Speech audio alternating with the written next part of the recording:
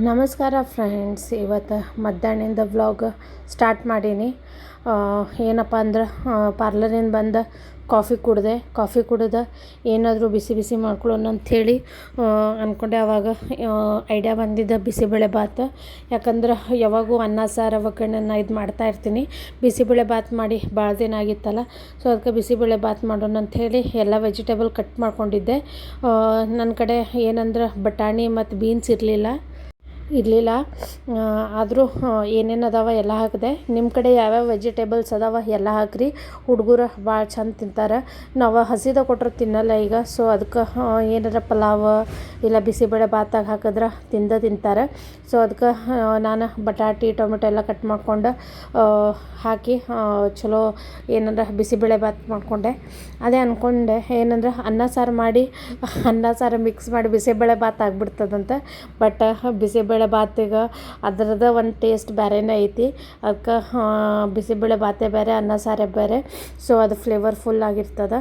So ಏನಪ್ಪ ಅಂದ್ರೆ ಅರಿಶಿನ ಪುಡಿ ಎಲ್ಲ ಹಾಕಿ ಬಿಸಿಬೇಳೆ ಬಾತ್ ಪೌಡರ ನಾನು ಒಂದು ಪ್ಯಾಕೆಟ್ ಹಾಕ್ತೀನಿ. ಇದಕ್ಕೆ ಇಬ್ಬರಿಗಂದ್ರೆ ಒಂದು ಪ್ಯಾಕೆಟ್ ಬೇಕು. ಒಂದು 4-5 ಜನ ಅಂದ್ರೆ 2 ಪ್ಯಾಕೆಟ್ ತೊಗೋಬೇಕು. ಸೊ ಏನಪ್ಪ ಅಂದ್ರೆ ಅದು ಬಿಸಿಬೇಳೆ ಬಾತ್ ಪೌಡರ ಮನ್ಯಾಗೂ ರೆಡಿ ಮಾಡ್ಕೋತಾರೆ. ಬಟ್ ಮನ್ಯಾಗಿಂದು ಭಾಳ ಟೇಸ್ಟಿ ಇರ್ತದೆ. ಸೊ ನಾವು ಹೊರಗೆ ಕೆಲ್ಸಕ್ಕೆ ಹೋಗ್ತೀವಿ, ನಮ್ಗೆ ಮಾಡೋಕೆ ಅಷ್ಟು ಟೈಮ್ ಇರಲ್ಲ ಅಂಥೇಳಿ ಸೊ ರೆಡಿಮೇಡ್ ಪೌಡರ ತಂದು ಮಾಡಿಬಿಡ್ತೀನಿ. ಸೊ ಇದ್ರಾಗ ಖಾರ ಇರ್ತದೆ. ಸೊ ನಂಗೆ ಸ್ವಲ್ಪ ಸ್ಪೈಸಿ ಬೇಕಂಥೇಳಿ ನಾವು ಒಂದು ಸ್ವಲ್ಪ ಒಣ ಖಾರನೂ ಸ್ವಲ್ಪ ಹಾಕಿದೆ.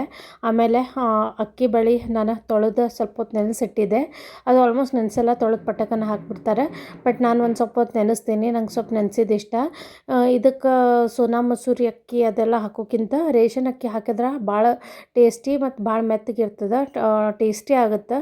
ಆಮೇಲೆ ಬಿಸಿಬೇಳೆ ಬಾತ್ ಹೆಂಗಂದ್ರೆ ಮೆತ್ತಗಿದ್ರೆ ಭಾಳ ಟೇಸ್ಟ್ ಆಗುತ್ತೆ.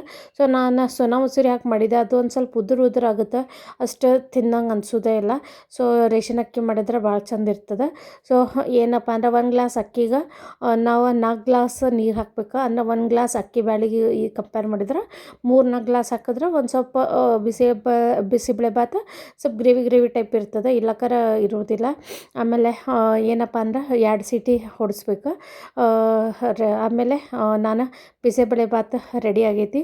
ಸೊ ನೋಡಿರಿ, ಇದಕ್ಕೆ ಶೇಂಗಾ ಗೋಡಂಬಿನೂ ಹಾಕ್ತಾರೆ. ಬಟ್ ನಾನು ಅದೆಲ್ಲ ಸ್ಕಿಪ್ ಮಾಡೀನಿ. ನಾನು ಭಾಳ ಐಟಮ್ಸ್ ಹಾಕಲಿಲ್ಲ, ಯಾಕಂದ್ರೆ ನಂಗೆ ಅರ್ಜೆಂಟ್ ಮಾಡೋದಿತ್ತು, ಹೊಸೂರು ಆಗಿತ್ತು. ಸೊ ಬಂದ್ಗಳೇ ಪಟಕನ್ ಮಾಡ್ಕೊಳ್ಳೋಣ ಅಂಥೇಳಿ ಹಾಕ್ಕೊಂಡು ಇದಕ್ಕೆ ಲಿಂಬೆಹಣ್ಣು ರಸ ಹಾಕ್ಕೊಂಡು ಎಂಜಾಯ್ ಮಾಡಿದೆ. ಸೊ ಇವತ್ತಿನ ವ್ಲಾಗ್ ಇಲ್ಲೇ ಮುಗಿಸ್ತಾ ಇದ್ದೀನಿ.